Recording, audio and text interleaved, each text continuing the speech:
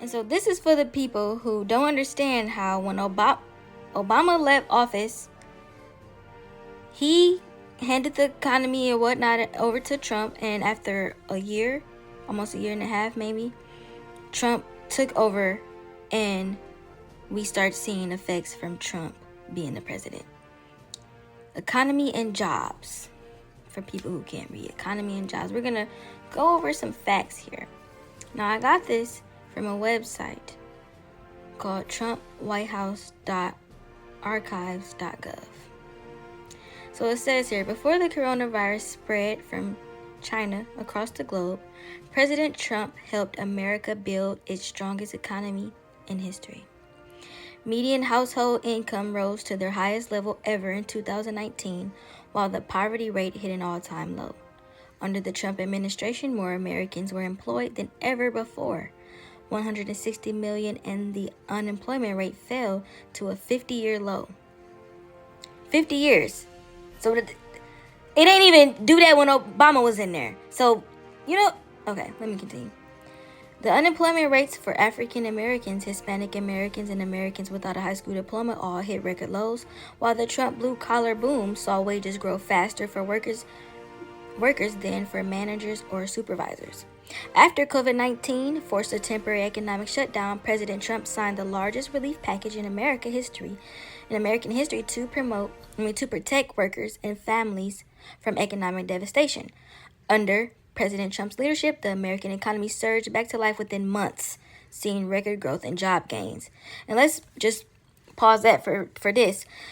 So even after we went through coronavirus and all that stuff happened, Trump still handed the economy to Biden with inflation as low as like 1.4. Okay. Now, let's get to the achievements.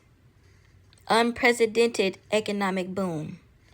Before the coronavirus invaded our shores, we built the world's most prosperous economy. America gained 7 million new jobs, more than 3 times government experts' projections. Middle-class family income increased nearly $6,000, more than 5 times the gains during the entire previous administration.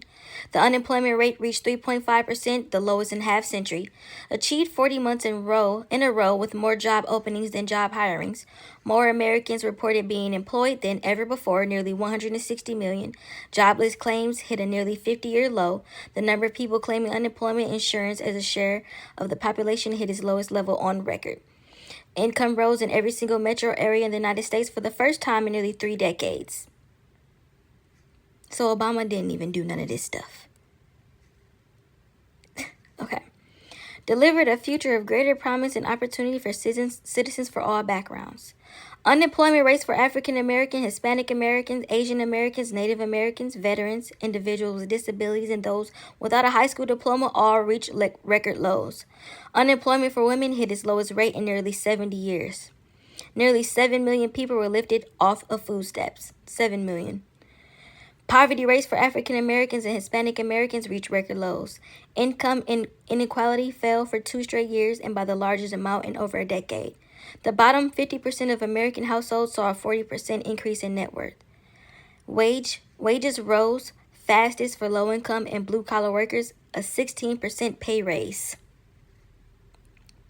African American home ownership increased from 41.7% to 46.4%. Brought jobs, factories, and industries back to the USA. Created more than 1.2 million manufacturing and construction jobs. Put in place policies to bring back supply chains from overseas. Small business optimism broke a 35-year record in 2018. Hit record stock market numbers and record 401ks. The DOW closed above 20,000 for the first time in 2017 and topped 30,000 in 2020. The S&P 500 and NASDAQ have repeatedly notched record highs during Trump's administration. Achieved a record-setting economic comeback by rejecting blanket lockdowns. An October 2020 Gallup survey found 56% of Americans said they were better off 4 years ago, even in the midst of the global pandemic.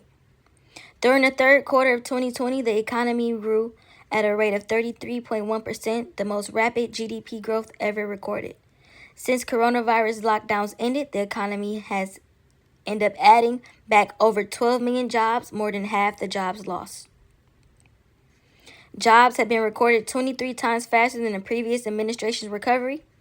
Unemployment fell to 6.7% in November from a pandemic peak of 14.7% in April, beating expectations of well over 10% unemployment through the end of 2020. The 8% point decline in unemployment rate from April to November is the largest 7-month reduction ever recorded. Under the previous administration, which was Obama's administration, it took 49 months for the unemployment rate to fall from 10% to under 7%, compared to just 3 months of the Trump administration. Since April, the Hispanic employment rate has fallen by the 10.5%, Asian American unemployment by 7.8%, and Black American unemployment by 6.4%. That was all happening in around 2020. 80% of small businesses are now open, up from just 53% in April.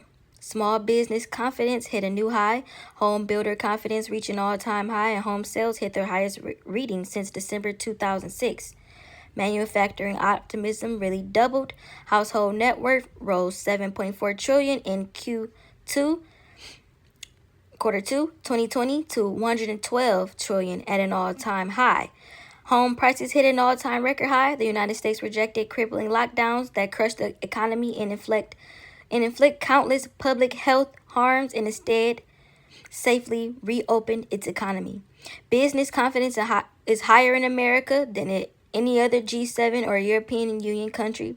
Stabilized America's financial market with the establishment of a number of Treasury Department supported facilities at the Federal Reserve. Fair and reciprocal trade. Secure historic trade deals to defend American workers. Immediately withdrew from the job-killing Trans-Pacific Partnership, TPP, ended the North American Free Trade Agreement, NAFTA, and replaced it with the brand new United States-Mexico-Canada Agreement. And some of this stuff that he did when Biden got in office, they stopped it. Anyway, the USMCA contains powerful new protections for American manufacturers, automakers, farmers, dairy products, and workers. So a lot happened with that. Negotiated with Japan to slash tariffs and open its market to $7 billion in American agricultural products while ending its ban on potatoes and lamb. Over 90% of American agriculture exports to Japan now receive preferential treatment, and most are duty-free. It's a lot there that has to do with that. If y'all want to go on the website and read it, it was a lot that he did with the trade deals to defend American workers.